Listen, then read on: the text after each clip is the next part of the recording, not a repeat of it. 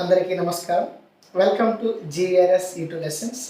ఈరోజు తరగతిలో భాగంగా 10వ తరగతి పాఠ్యాంశాలు అయినటువంటి మొట్టమొదటి పాఠ్యాంశాన్ని మనం ఈరోజు నేర్చుకుందాం. పాఠ్యాంశంలోనికి వెళ్ళే ముందుగా పాఠ్యాంశానికి ముఖ్యంగా ఉన్మికీకరణ అనేది చాలా ముఖ్యం. ఉన్మికీకరణ అంటే ఏంటంటే మనం ఏదైతే పాఠ్యాంశాన్ని పిల్లలకు బోధించాలనుకుంటున్నామో ఆ బోధించాలనుకునేటువంటి అంశం ఏదైతే ఉందో ఆ అంశానికి తగ్గట్టుగా ఏదైనా ఒక స్టోరీ కథ కానీ ఏదైనా ఒక పాట కానీ ఏదైనా కొన్ని వాక్యాలు చెప్పడం కానీ లేదా కొన్ని ప్రశ్నలు అడగడం ద్వారా ఈ ఉన్మికీకరణ అనేది మనం చేయగలుగుతాం. ఇలా చేయడం వల్ల పిల్లల్ని పాఠ్యాంశంలో భాగంగా అంటే పిల్లల్ని పాఠ్యాంశంలో మనం తీసుకెళ్తాం. పిల్లలు కూడా ఆసక్తికరంగా వినడానికి అవకాశం ఉంటుంది అన్నమాట. సో పాఠ్యాంశం పేరు పిల్లల చేతే మనం చెప్పించినట్లయితే వారు సంతోషంగా ఉంటారు. అలాగే మనం చెప్పేటువంటి ఈ అంశం ఏదైతే ఉందో అంశం మీద వాళ్ళు శ్రద్ధ పెట్టడానికి అవకాశం అనేది ఖచ్చితంగా ఉంటుంది. మరి ప్రతి పాఠ్యాంశానికి ఉన్మికీకరణ అనేది చాలా ముఖ్యం.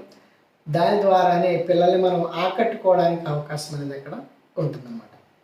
సో మన పాఠ్యాంశం ఏంటనేది తెలుసుకునే ముందు చిన్న కథ చెప్తానన్నమాట. వినాయక చవితి సందర్భంలో వినాయక వ్రతం రోజు మనకి కథ చెప్తూ ఉంటారు. అందులో పరమశివుడు తన ఇద్దరు కుమారులను పిలిచి ఎవరు వారిద్దరు కుమారులు ఎవరు కుమారస్వామి అలాగే గణేష్ అంటే వినాయకుడు అనమాట. వీరు అయితే ఒకరోజు పిలిచి వారిద్దరిని ఎవరైతే ఈ భూప్రపంచం మొత్తం భూమండలం మొత్తం చుట్టూ వస్తారో వాళ్ళకి గణాధిపత్యం ఇస్తానని చెప్పేసి అంటారు పరమశివుడు ఇద్దరిని పిలిచి. అప్పుడు వెంటనే కుమారస్వామి తన నెమలి వాహనం మీద ఈ భూమండలాన్ని చుట్టూ రావడానికి ప్రయత్నిస్తాడు. అయితే ఇక్కడ వినాయకుడు వెళ్ళలేడు, ఆలోచిస్తాడు కూర్చొని. ఎందుకంటే నాకు పెద్ద బజ్జు ఉంది, నేను ఎలా వెళ్ళాలి అని చెప్పేసి ఆలోచిస్తూ కూర్చున్నప్పుడు అక్కడికి ఎవరు వస్తారంటే నారద మహర్షి వస్తారు. నారద మహర్షి వచ్చి ఏమైంది నాయన, ఎందుకు చింతిస్తున్నావు అని అడిగితే ఇలా మా నాన్నగారు మా ఇద్దరికి ఒక పరీక్ష పెట్టారు అని అనగానే అప్పుడు నారద మహర్షి అంటాడు, నీకు తెలీదా తల్లిదండ్రుల చుట్టూ కనుక మనం ప్రదక్షిణ చేస్తే ఈ భూమండలం మొత్తం తిరిగి వచ్చినట్టే అని చెప్పేసి చెప్తాడనమాట. అప్పుడు వెంటనే వినాయకుడు వెళ్ళి తమ తల్లిదండ్రులు అయినటువంటి శివుడు పార్వతి ఇద్దరి చుట్టూ కూడా ప్రదక్షిణ చేస్తారు. అప్పుడు ఈ భూమండలం మొత్తం కూడా ఆయన చుట్టూ వచ్చినట్టు అని చెప్పేసి దానితో అలాంటి దానితో సమానం అని చెప్పేసి చెప్తాడనమాట. అప్పుడు కుమారస్వామి తన ఓటమిని అంగీకరించి గణాధిపత్యం అంతా కూడా ఎవరికి అప్పచెప్తారంటే వినాయకుడికి అప్పచెప్తారు. ఇక్కడ భూమండలం మొత్తం తిరగడం కంటే ఈ కథలో వారి తల్లిదండ్రుల చుట్టూ తిరిగాడు అన్నప్పుడు మనం అర్థం చేసుకోవాల్సింది ఏంటంటే తల్లిదండ్రులు ఎవరితో సమానం అంటే దైవముతో సమానం అని. కంటికి కనిపించినటువంటి వారు ఆ దేవుళ్ళు మనము శిల్పాల రూపంలో వారిని మొక్కుతూ ఉంటాం. కానీ మన కంటికి కనిపించేటువంటి దేవుళ్ళు ఎవరు అంటే దేవతలు ఎవరంటే మన తల్లిదండ్రులు. మరి మనకి ప్రత్యక్షంగా కనిపించేటువంటి ఆ దైవాలు ఎవరైతే ఉన్నారో వాళ్ళే మన తల్లిదండ్రులు. ఈరోజు మన పాఠ్యాంశం ఏంటంటే ప్రత్యక్ష దైవాలు. ఈ ప్రత్యక్ష దైవాలు అనేటువంటి పాఠ్యాంశాన్ని మనకి అందించినటువంటి వారు ఎవరు అంటే ఎర్రప్రగడ ఎర్రన. మరి పాఠ్యాంశాన్ని దేని నుంచి తీసుకోవడం జరిగిందంటే మహాభారతం నుంచి తీసుకోవడము జరిగింది. మాతృదేవోభవ పితృదేవోభవ అని అంటూ ఉంటాం మనం. అంటే మాతృ అనగా తల్లి, మాతృదేవోభవ అంటే తల్లి దేవునితో సమానమని, అలాగే తండ్రి దైవంతో సమానమని అంటూ ఉంటారు. అందుకని మన ప్రత్యక్ష దైవాలు ఎవరు అంటే మన యొక్క తల్లిదండ్రులు. మరి ఈరోజు పాఠ్యాంశంలో భాగంగా మనం నేర్చుకునేటువంటి అంశాలు ఏంటి అనే విషయాన్ని మనం చూద్దాం. ముందుగా చదవండి, ఆలోచించి చెప్పండి.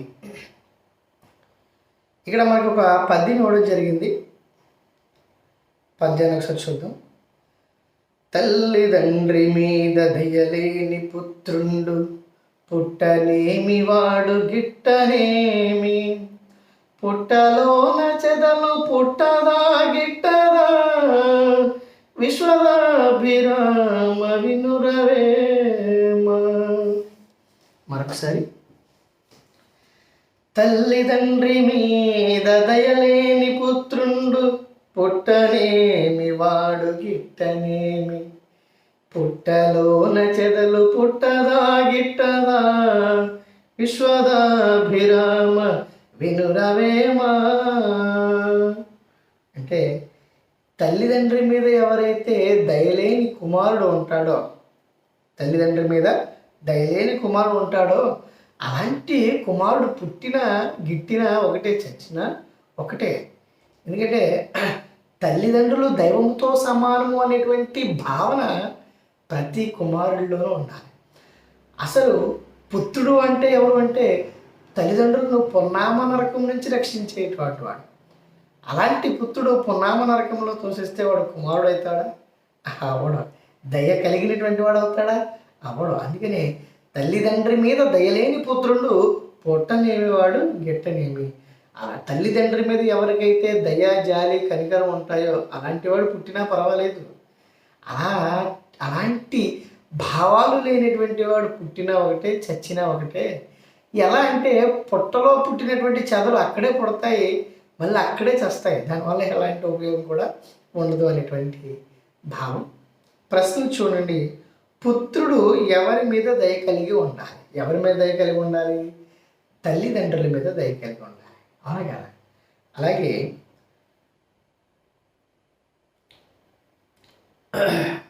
ఇక్కడ మనకి కవి చెదపురుగులతో ఎవరిని పోల్చాడు, ఎందుకు? దయలేని కుమారులని చెదలతో పోల్చాడు. ఎందుకంటే వాటి వల్ల ఏం ఉపయోగం ఉండదు కాబట్టి, అక్కడే పుడతాయి, అక్కడే చేస్తాయి కాబట్టి. తల్లిదండ్రుల సేవలో తరించిన మహనీయుల పేర్లు చెప్పండి. తల్లిదండ్రుల సేవలో తరించినటువంటి మహనీయులు చాలామంది ఉన్నారు. శ్రీరాముడు వారి తల్లిదండ్రుల సేవలోనే ఉన్నాడు. అవునే కదా? అలాగే ఇప్పుడు మనం చెప్పుకున్నటువంటి వినాయకుడు, అలాగే శ్రవణ కుమారుడు కూడా వారి తల్లిదండ్రుల సేవలోనే ఉన్నాడు. శ్రవణ కుమారుడు కూడా తన తల్లిదండ్రుల్ని వృద్ధాప్యంలో కూడా విడిచిపెట్టకుండా వారితోనే ఉంచుకున్నాడు. అవునా? మరి ఈ శ్రవణ కుమారుని కథ కూడా మనం చెప్పుకోవచ్చు ఉన్మీకీకరణ కావాలంటే. అది మరి తర్వాత ఈ పాఠ్యాంశం యొక్క ఉద్దేశం ఏంటి? ఈ పాఠ్యాంశాన్ని మనకి ఎందుకు పెట్టారనే విషయాన్ని మనం ఒకసారి చూద్దాం. ఈ పాఠ్యాంశ ఉద్దేశం ఏంటంటే లోకంలో కంటికి కనిపించే దేవతలు అమ్మా నాన్నలు. ఈ లోకంలో కంటికి కనిపించేటువంటి దేవతలు ఎవరు అంటే అమ్మ నాన్న. ఎవరు? అమ్మ నాన్న. వారిని ఎల్లప్పుడూ సేవించడమే ధర్మాలన్నింటిలో ఉత్తమ ధర్మం. ఆ ధర్మాన్ని అనుసరించాలని చెప్పడమే ఈ పాఠం ఉద్దేశం. ఈ పాఠం ఉద్దేశం ఏంటంటే మన కంటికి కనిపించేటువంటి దేవతలు అమ్మా నాన్నలు. వారికి ఎప్పుడు మనం ఏంటంటే సేవలు చేసుకుంటూ ఉండాలి, వారిని సేవించుకుంటూ ఉండాలి. అదే ఉత్తమమైనటువంటి ధర్మం. ధర్మాలన్నింటిలోనూ కూడా ధర్మము అంటే ఆచరించబడేది. మరి అన్ని ధర్మాలలో కల్లా ఉత్తమమైనటువంటి ధర్మం ఏంటంటే తల్లిదండ్రులను సేవించడం. ఆ ధర్మాన్ని అనుసరించాలని చెప్పడమే ఈ పాఠ్యాంశం యొక్క ఉద్దేశం. ప్రతి పాఠ్యాంశానికి ఒక ఉద్దేశం ఉంటుంది. ఆ పాఠ్యాంశం ఎందుకు పెడతారనేది మనకి ఆ ఉద్దేశంలో తెలియజేస్తారు. ఆ పాఠ్యాంశం మనకి ఏం నేర్పిస్తుంది అనేది మనకి ఆ పాఠ్యాంశంలో తెలియజేస్తారు. మరి ఈ పాఠ్యాంశంలో తల్లిదండ్రులు దేవుళ్ళతో సమానమని, మనం ఆచరించాల్సినటువంటి ధర్మాలన్నింటిలో తల్లిదండ్రులకు సేవ చేసుకోవడం అనేటువంటి ధర్మం ఉత్తమమైనదని, ఆ ధర్మాన్ని ఆచరించాలని తెలియచెప్పడమే ఈ పాఠ్యాంశం యొక్క ఉద్దేశం.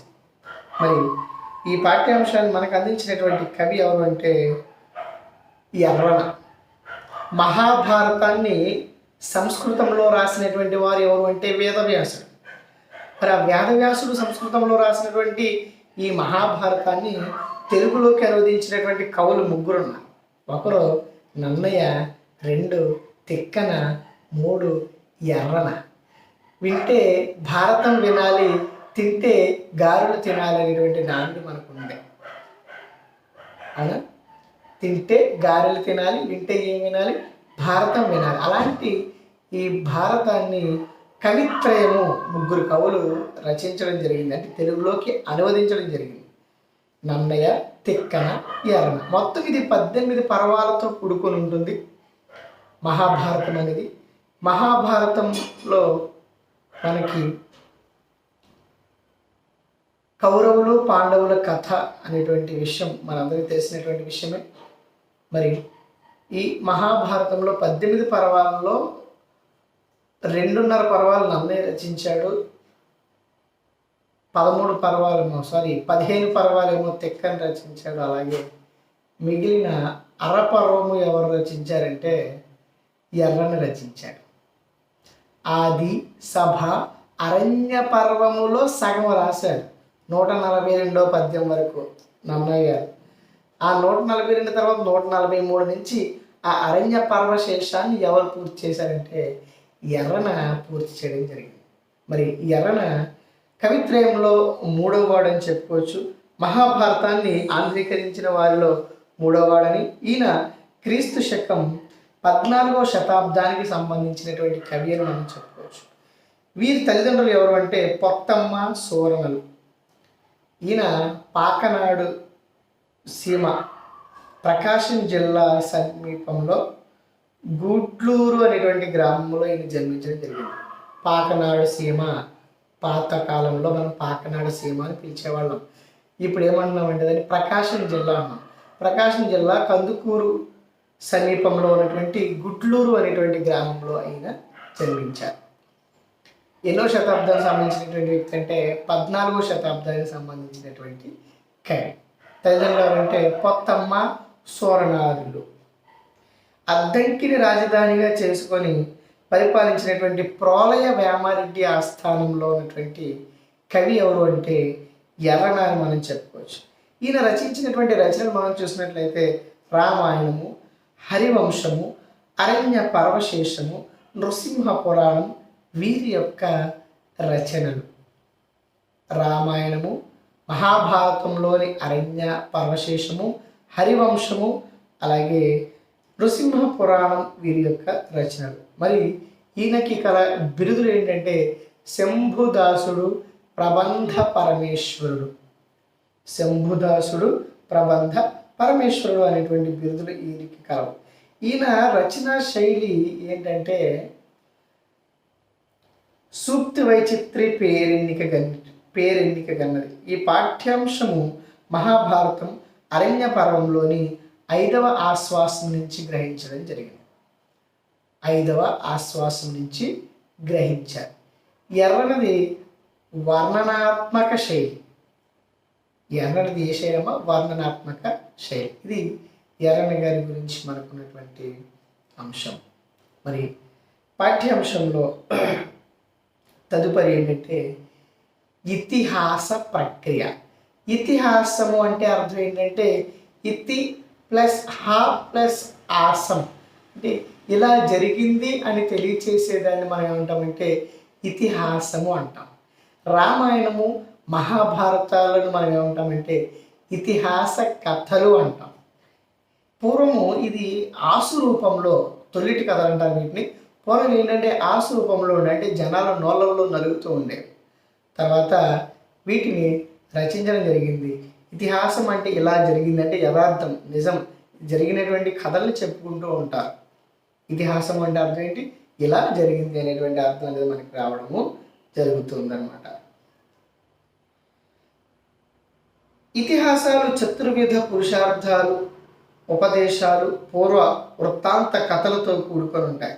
ఇతిహాసాల్లో కథ, కథనానికి ప్రాధాన్యం అనేది ఉంటుంది. రామాయణం, మహాభారతాన్ని ఇతిహాసాలు అని చెప్పేసి మనము చెప్తాం. మరి ఈ పాఠ్యాంశం యొక్క నేపథ్యాన్ని మనం చూసినట్లయితే అరణ్యవాసంలో ఉన్న ధర్మరాజుతో మార్కండేయ మహర్షి కౌశికుని గాథను చెప్తాడు. కౌశికుని విద్యాభ్యాసం ముగిసినట్లు గురువు ప్రకటిస్తాడు. గృహస్థాశ్రమం స్వీకరించి తల్లిదండ్రులు సేవించమని చెప్తాడు.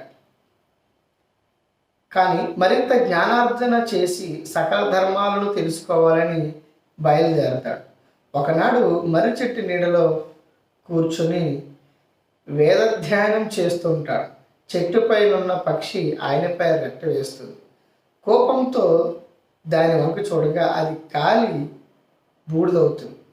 ఆ తర్వాత మధ్యాహ్న సమయంలో ఒక ఇంటి ముందు నిలబడి భిక్ష కోరతాడు. ఆ ఇల్లాలు అదే సమయంలో ఇంటికి వచ్చిన భర్తను సేవిస్తూ ఉండడం వల్ల భిక్ష వేయడం ఆలస్యం అవుతుంది.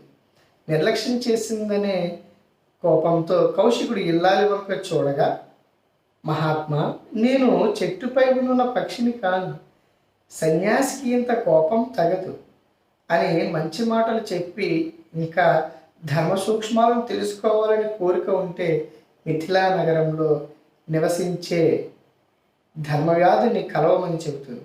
కౌశికుడు ధర్మవ్యాధుల దగ్గరికి వెళ్తాడు. ఈ నేపథ్యంలోనిదే ఈ పాఠ్యాంశం. అయితే ఏంటంటే, పూర్వము కౌశికుడు అనేటువంటి ఒక సద్బ్రాహ్మణుడు ఉంటాడు. ఈ బ్రాహ్మణుడు తమ గురువు దగ్గర విద్యలన్నింటినీ అభ్యసించి తర్వాత ఇంటికి వెళ్ళమని చెప్తే, అంటే గృహస్థాశ్రమాన్ని పాటించమని చెప్తే గృహస్థాశ్రమాన్ని పాటించక, అంటే తల్లిదండ్రులను విడిచిపెట్టి దూరంగా వెళ్ళి ఇంకా ఏదో నేను జ్ఞానాన్ని సంపాదించాలి, జ్ఞానాన్ని సాధించాలి అనేటువంటి, జ్ఞానాన్ని తెలుసుకోవాలనేటువంటి జిజ్ఞాసతో ఒక చెట్టు కింద కూర్చొని ధ్యానం చేసుకుంటూ ఉంటాడు. ఆ చెట్టు పైన ఉన్నటువంటి ఒక కొంగ ఏం చేస్తుందంటే తన మలాన్ని విడుస్తుంది. మలము అనగా రెట్ట. ఈయనకి మాత్సర్యము, క్రోధము, అలాగే ఈ యొక్క మాత్సర్యం, క్రోధము, మదము ఇట్లాంటి గుణాల్లో క్రోధము అనేది ఆయనకి ఎక్కువగా ఉంది. కోపం అనేది ఎక్కువగా. ఆ కోపం చేత ఏం చేస్తారంటే కన్ను ఎర్ర చేయగానే కొంగ ఏమైపోతుంది, కాలి బూడిదైపోతుంది. తర్వాత ఈయన నగరంలోకి వెళ్ళి ఒక గృహస్థుని ఇంటి ముందు నిలబడి భవతి భిక్షాందేహి అంటాడు. ఎందుకంటే సన్యాసి కదా, మరి ఆకలిస్తే ప్రతి గృహం దగ్గరికి వెళ్ళి ఏం చేయాలి, భిక్ష తీసుకోవాలి. భిక్ష అనేది ఒక పవిత్రమైనటువంటి వ్రతముగా మనం చెప్పుకోవచ్చు. ఆ ఇల్లాలు ఆ సమయం ఆలస్యం అవుతుంది. ఎందుకంటే అప్పుడే తన భర్త వచ్చాడు. తన భర్తకి సపర్యలు చేసుకోవాలి. తన భర్తకి సపర్యలు చేసి అప్పుడు ఈయన దగ్గరికి వస్తుంది. వస్తే కోపంగా చూస్తాడు ఆమె వంక. ఇంటికి వచ్చినటువంటి అతిథికి ఎలాగైనా మర్యాద చేసేది, ఎంతసేపు నన్ను బయట నిలబెడతామని చెప్పేసి కోపోద్రిక్త అవుతాడు. అప్పుడు ఆమె వెంటనే, నేను చెట్టుపైన ఉన్నటువంటి పక్షిని కాదు, నీ కంటి చూపుకి మాడి మసైపోవడానికి అని అనగానే, ఈమె ఒక గృహస్థుని, ఈమెకి ఇంతటి అపారమైనటువంటి దివ్యమైనటువంటి జ్ఞానం ఎక్కడి నుంచి వచ్చింది? అక్కడెక్కడో నేను చేసినటువంటి ఆ పని ఈమెకి ఎలా తెలిసింది అంటే, ఈమె నేను గురువుగా తీసుకోవాలి, ఇంకా ఎన్నో విషయాలు నేను తెలుసుకోవాలి, సూక్ష్మమైనటువంటి విషయాలు తెలుసుకోవాలి అని ఆమెను అడుగుతాడు. అమ్మా, నేను నీ దగ్గర జ్ఞానాన్ని పొందాలనుకుంటున్నాను, నన్ను శిష్యుడిగా స్వీకరించు అంటే, నేను ఎంతటి వాడనయ్యా నీకు నేర్పించడానికి? ఇక్కడికి మిథిలా నగరంలో ధర్మవ్యాధుడు అనేటువంటి ఒక వ్యక్తి ఉన్నాడు, అతనిని కలువు అని చెప్పేసి చెప్తుంది. అప్పుడు వెంటనే జిజ్ఞాసతో అక్కడికి వెళ్తాడు. అక్కడికి వెళ్ళిన తర్వాత ఆయన ఒక మాంసం కొట్టేటువంటి వ్యక్తి. ఆయన ముందు కొంతమంది జనం నిలబడతాడు. వాళ్ళకి ఏం చేస్తాడంటే ఈయన మాంసం కొడుతూ ఉంటాడు. దూరం నుంచి వస్తాడు. ఈయనేమో బ్రాహ్మణుడా, ఆయనేమో మాంసం కొడుతున్నాడా, మరి ఉండగలడా అంటే ఉన్నాడు. అక్కడే ఉన్నాడు, వేచి ఉన్నాడు. ఏం చేస్తాడు, ఏం చెప్తాడు, ఈయనేనా కాదా అన్నటువంటి ఆలోచనలో చివరికి ఆయన అనేటువంటి భావన ఆయన కలిగి అక్కడే ఉండడము జరిగింది. మిగతా పాఠ్యాంశం అనేది తర్వాతి తరగతిలో మనం చెప్పుకుంటాం.